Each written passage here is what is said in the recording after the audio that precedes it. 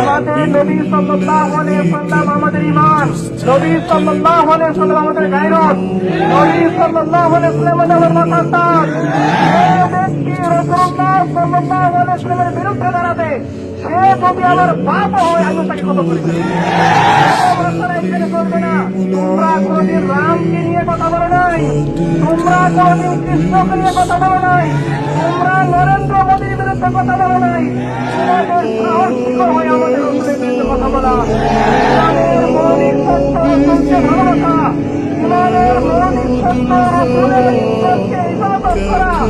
আপনি সিদ্দিক হন, আপনি বিবেকাই হন, আপনি রাষ্ট্রের প্রশাসন লোকের যে কোনো সদস্য হন, যদি মুসলমান হন, আপনাকে আমাদের সাথে দাঁড়িয়ে বলতে হবে মান সান্ত্বনা দিয়েন, মান সান্ত্বনা দিয়েন।